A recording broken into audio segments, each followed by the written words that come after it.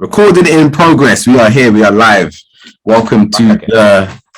the Social Social Living Podcast. Yeah, man. Welcome to the Social Living Podcast. I am your host today, Julian Green, and my co-host today, Jamal Lawrence.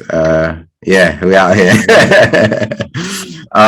Yeah, I guess let's dive into it. So again, first topic today is Instagram and TikTok.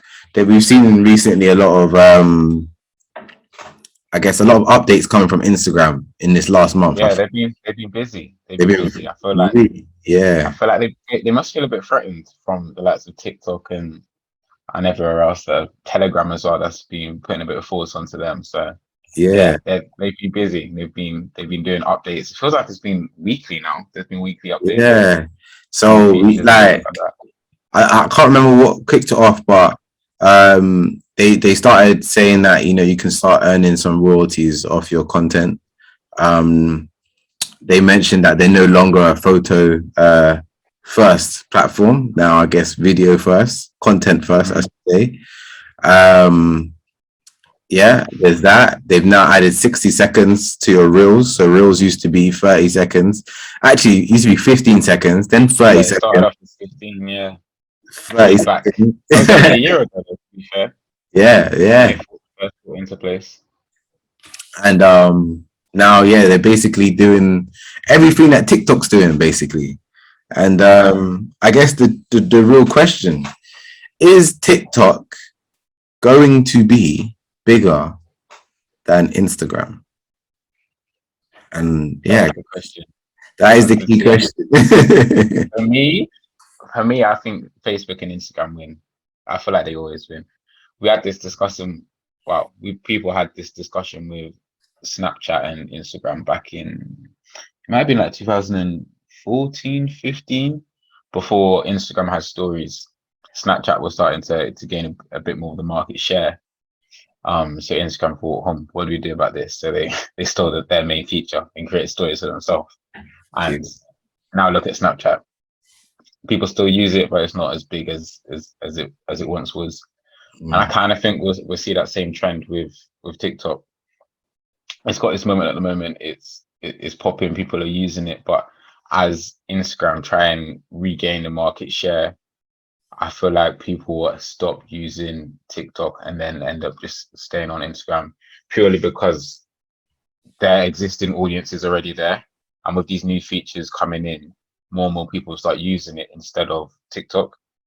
I feel like it's people that have already built their audience on Instagram can then try and improve their content by just using the features on Instagram rather than going onto a new platform and trying to build a new audience that way.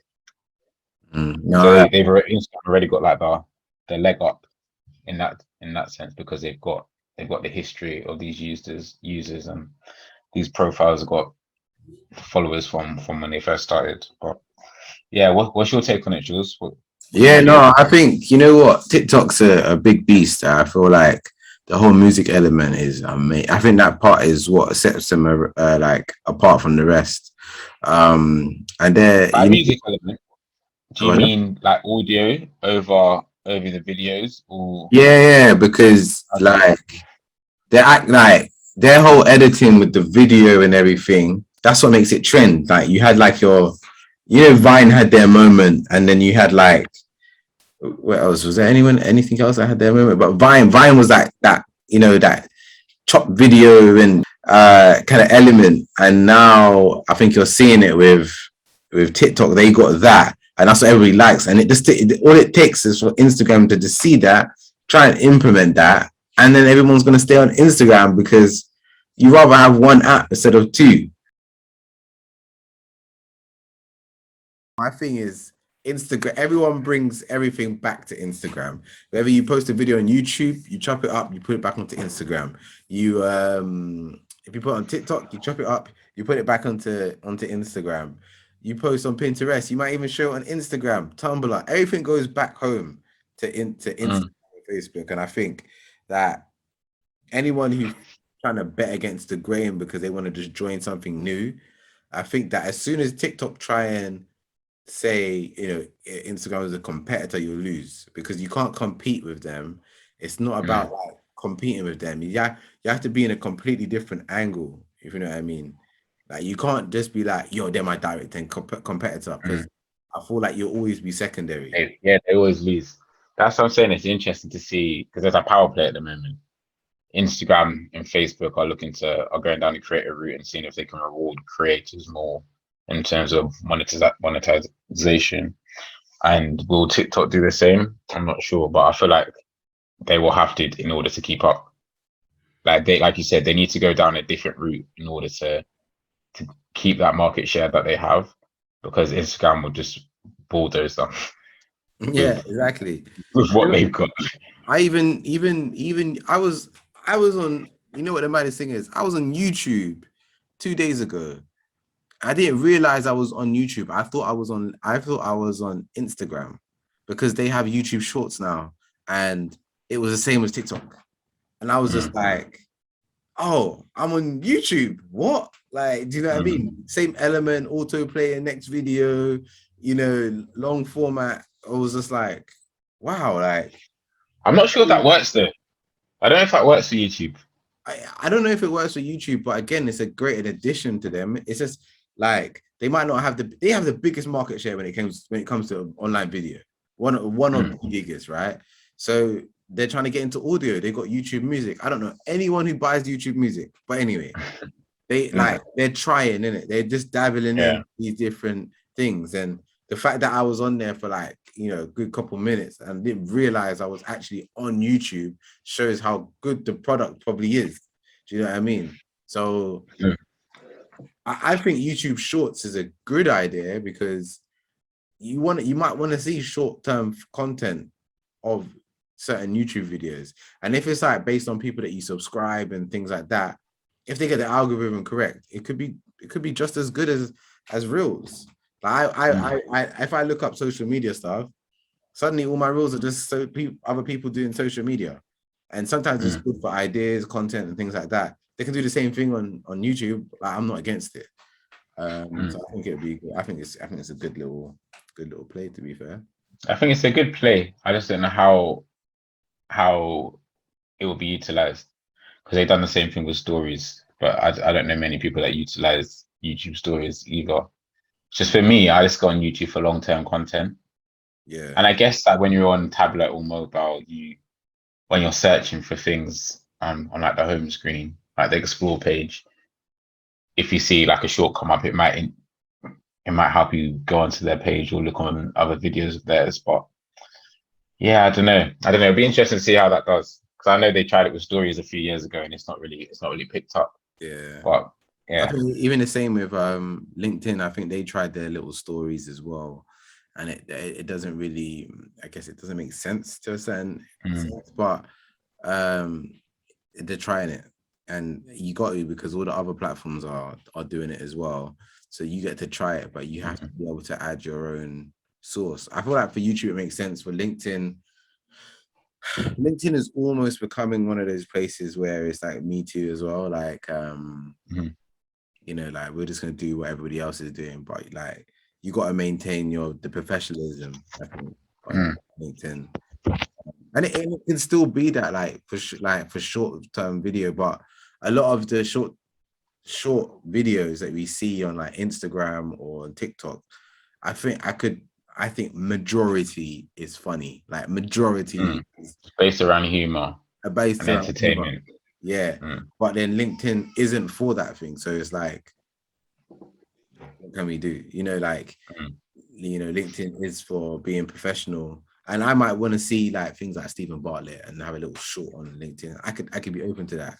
But I don't want to be seeing jokes and stuff. That's not the place for me. You know what I yeah, mean? yeah, yeah. And banter and whatever. So I don't know.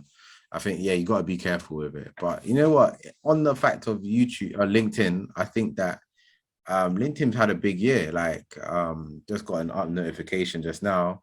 So they turned over I think $10 billion in revenue last year, which is up by like 27%.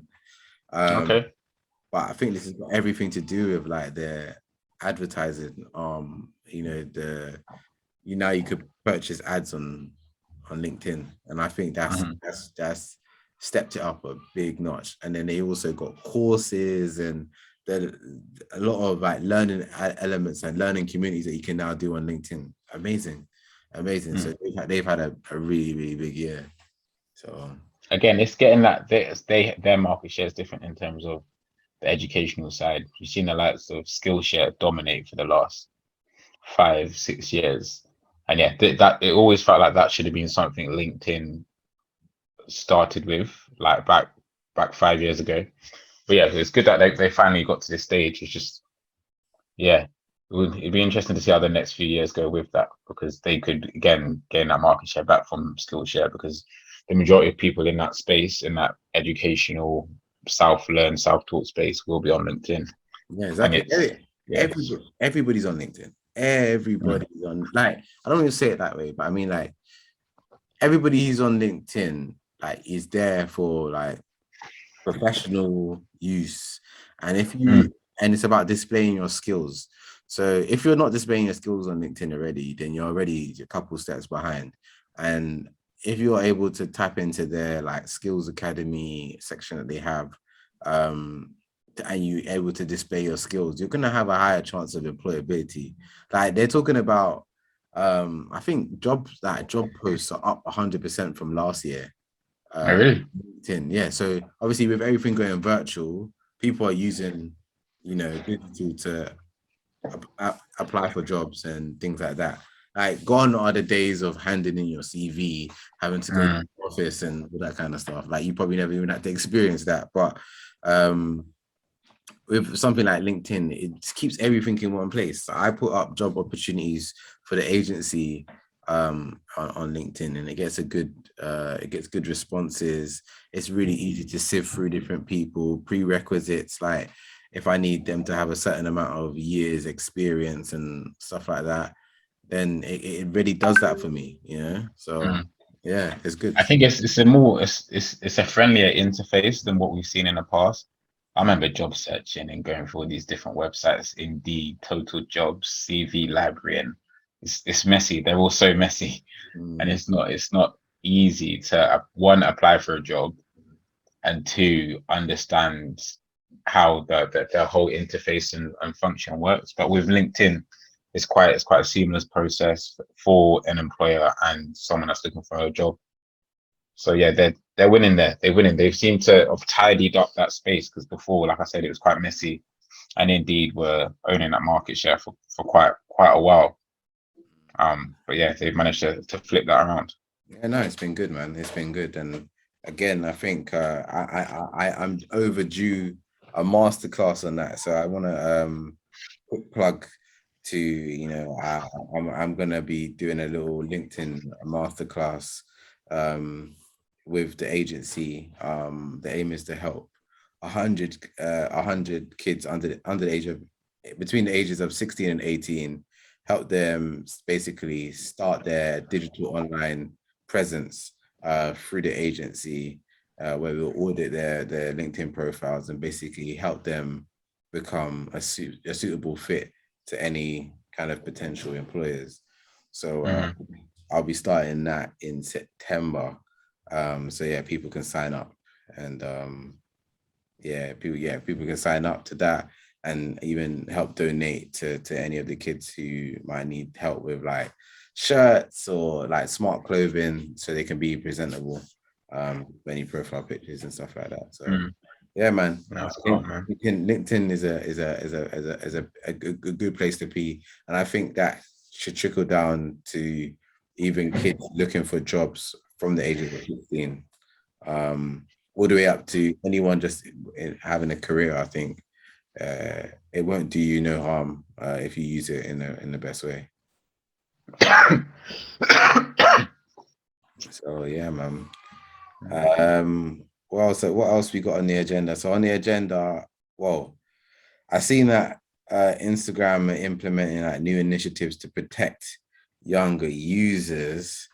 I guess that's a whole different conversation. That Uh, is that's a good conversation to mention about TikTok actually, mm, because they're known to not be as on it as the rest of the social platforms. in terms of regulating their content and having taken responsibility of what's being shared on their content.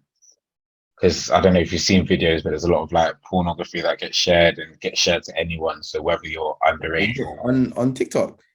Mm, Oh, no, I haven't even heard this. No. yeah, and just some like I don't want to say terrorist activity, but stuff along those lines are being shared for TikTok, and it's not being flagged by their AI or their algorithm, Oh wow. which if on other platforms it would get flagged. So I know that's an issue that's been in that like murmuring in the background within Mm. the social community.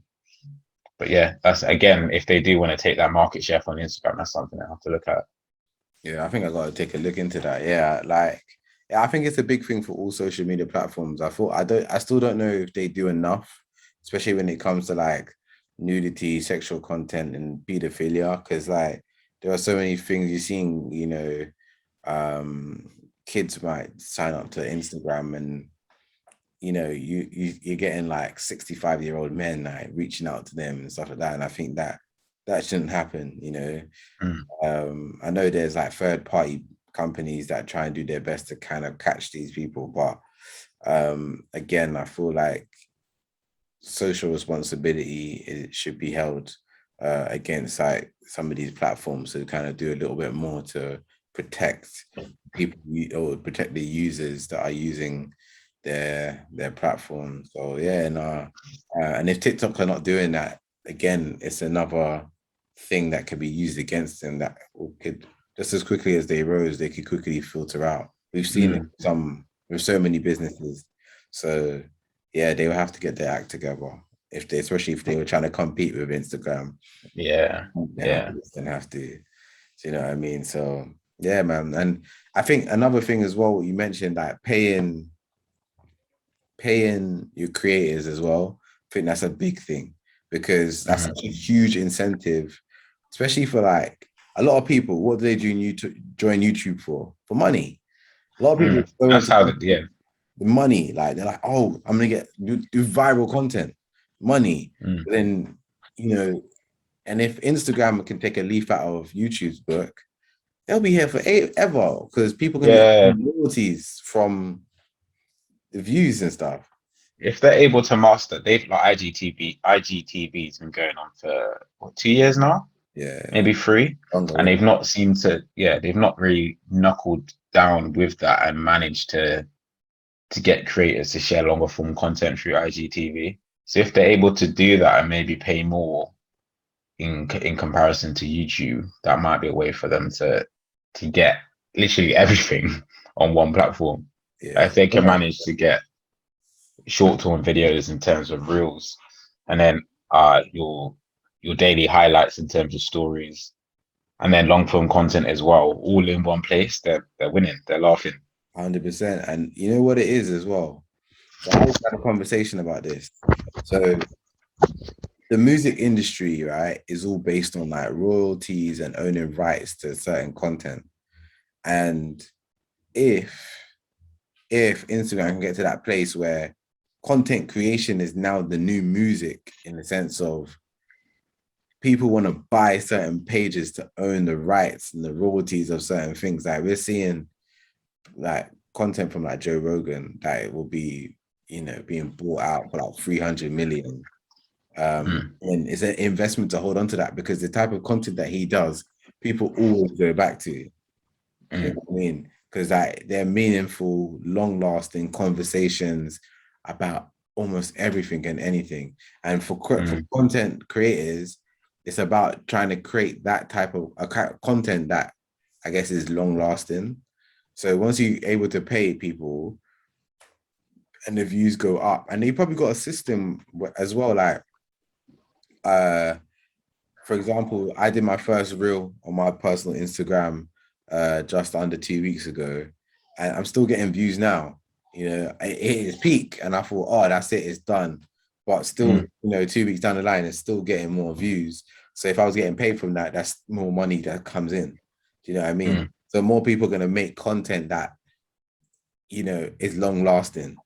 keep making more content because they can earn from it or whatever. So, and then again, that provides more advertising opportunities. It generates an incremental amount of money because exactly by the amount of money that is being like pumped into the advertising, how much you pay the creators pennies. Like it's not a lot like compared to what they'll be making on the back end.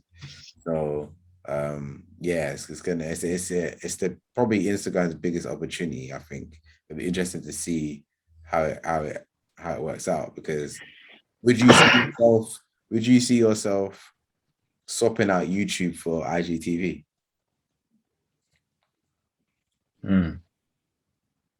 If Potentially, I can see how it would work.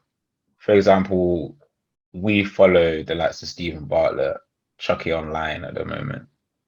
I follow them on an IG, and I also subscribe to them on YouTube. But it's a lot more seamless if they then post the content on that they were posting on YouTube on IGTV. When they're, for example, when they're releasing a video, goes up on their stories, link straight to the IGTV video. There's no coming off the app. There's no transferring anywhere. Like there's less friction involved. I definitely can see how that would work. And if they can master like the whole payment system, that would, yeah, it's a win-win. But there's not a dark area, but at the moment, social media as a whole is going through a bit of a transitional page in terms of privacy, and with the iOS 14 update coming through as well, there is pressure in terms of like the marketing world to get more clarity on how social ads will look going forward, because with the new privacy rules coming in with iOS 14, and I know in the next year or the year after, they're looking to do something with cookies and restrict the amount of cookies a website can share. So yeah, in terms of social and e-commerce, like that's going to be limited. So how do Facebook, Instagram, TikTok, LinkedIn, how do they combat that? That's another question, because Wouldn't it be for like first party data? Like, because obviously when you're using cookies and you're using kind of other like I guess audience segment platforms, you're relying on iOS data, and if they block it, then they block it, right? So there's got to be a stronger hold on first party data that you would use. I feel like there will always be a way around it because even now, like even outside of social, if I think about my Alexa or Google Home that I might have, then it's listening and it's using that information. You know what I mean? And technically, I've said yes for them to listen by buying the product and using it, switching it on, or whatever. Do you know what I mean? And they make it really hard for you to opt out. And I think that once they get a stronghold, so Facebook, Instagram, once they get a stronghold, they would. I reckon once they get that stronghold, it's for them. They can get all the data and they can run away with it. I don't know if like TikTok has the powerhouse to be able to maintain that type of first party data. But I think everybody's collecting it right now. Everywhere you go, it's like name, address, bank details, like it's everything. Like they want literally everything, so they can have it for themselves. So they can use them audience. They can create their own audience segments. So yeah, I think that's probably what will happen. I think currently the main issue that we're facing in terms of iOS 14 is conversions and tracking conversions. Because once people opt out of the update, well, what say opt into the update, sorry, you can't then track who's purchasing through your ad. So from a social point of view, it looks like all of a sudden sales aren't being made, or as many sales aren't being made through social. But then the sales are still on the back end in terms of the website. The sales haven't dropped off, so the sales are still being pushed through social, but it's no longer trackable. Like so you kind of lose its track. So it's like, yeah. Here's the sale, goes through, gets the iOS, and it's like, okay, we don't know where that person's gone, but then you still see a sale. You know what I mean? No, I completely. I don't even know what the solution to that would be, because everybody is requesting for more privacy. They don't want to be tracked as much. But the reality of the situation is that we're always going to be tracked regardless, like regardless of whatever it is. And in all honesty, wouldn't you rather be tracked to be given an advertisement that's actually worth it to you as opposed I to was gonna say that, yeah, I'd rather see an ad that I'm interested in than something completely random that has nothing to do with my interests or my affinities or whatever. So yeah. it's the way they package it. I feel like it's been a battle between not Instagram, Facebook and Apple, Mm. because Apple have packaged it as this privacy thing, that Facebook are being really intrusive, rare. But in reality, Facebook are literally just providing ads and content that suits each person. Mhm. So yeah, it's just Yeah, the way I they feel like package it. everybody will opt into that, I think. Mm.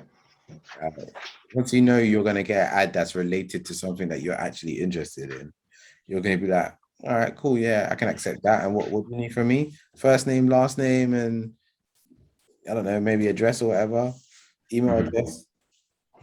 Yeah. I'm happy with that. It's fine. So Mm.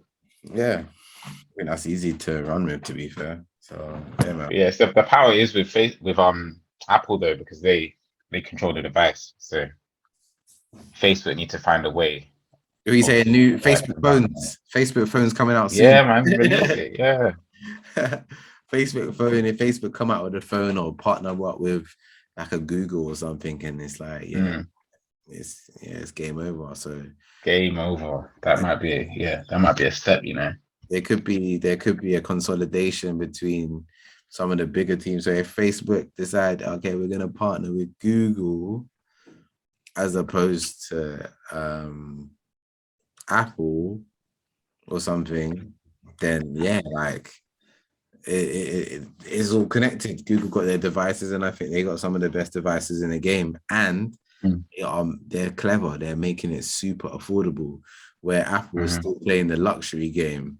But the thing is, a lot of people are tied into Apple, but the rest of the world don't use Apple like that. Do you see what I'm saying? It's like Mm. westernized countries or whatever, but everywhere else is Google, Android. Android. You know what I mean? Mm. So you're gonna have a bigger pool there. And just because it's so affordable, like if you check out the new Google phone, it's like 400 quid as opposed to six, Mm. 700, £1,000 or whatever. 1,000. Yeah, new Apple phones are over a grand. And you know, and Over a and grand. and they're late to the market. That could be another conversation. Apple There's versus a conversation, man. Because Apple are the Instagram of the world. Like the smaller tech companies release these features maybe 2 years before. Apple will then release it 2 years after claiming it's a new feature, but it's not. They're literally just copying what has worked on other phones and putting it into their own. yeah, exactly. I, But it's worked for them. Like, it shows that sometimes it's not even being fair. It's just about how you package it, and if you've got the market share, you can afford to be late. yeah, you can. I think for me, if you're an iPhone user, right? I think you're just addicted to it. That's it. Like I've been there. Like Apple, I was like, you know what, Mac, iPhone, Mm. yeah, Apple Watch, everything earbuds. in that Yeah. ecosystem. But once you come out of that ecosystem, you start to there's certain things that you realize I'm getting more value. Um, and I understand that there are certain things that are just built just for the Apple ecosystem, and then there's other things that are just built for like the Android ecosystem. So sometimes if someone who's using an iPhone would be like, yeah, but when you post on Android, it's all blurry and stuff. That's it. I think you know what. That's the only thing that stops that I question Android. Literally, the only thing is there the way they connect with other social platforms. Like when you post a story on Android, it never looks as clear as it does. But the cameras are better. Like you take a normal photo, it's a better quality shot, and then you then upload it onto Instagram, and it's never the same quality. That's literally the only thing I'd pull Android up on. But I think I, apart from that, they're better think things.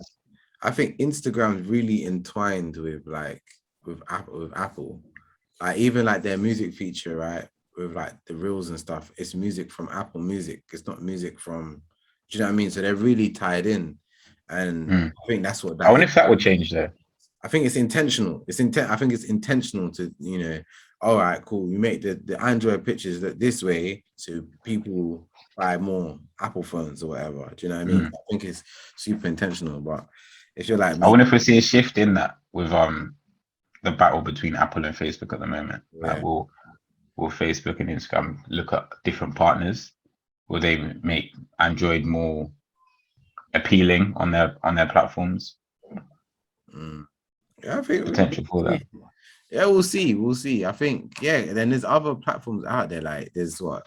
There's YouTube Music now. There's what Tidal, Apple, Spotify. Spotify. You know, like we've seen the partnership between Facebook and Tidal. So I don't know if Tidal's even gonna be optional for like Facebook. But yeah, we'll see. They're all tied into different platforms and stuff. So Mm. you know, Oh, I saw something the other day actually. It might have been yesterday or made you think. What's the guy's name? The CEO of Instagram, Mari. He's got a Breakfast Club interview. oh, okay.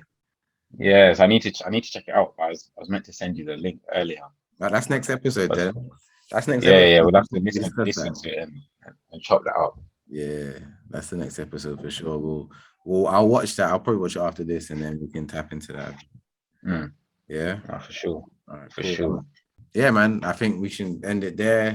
I hope you found this one interesting. Hope you learned something new.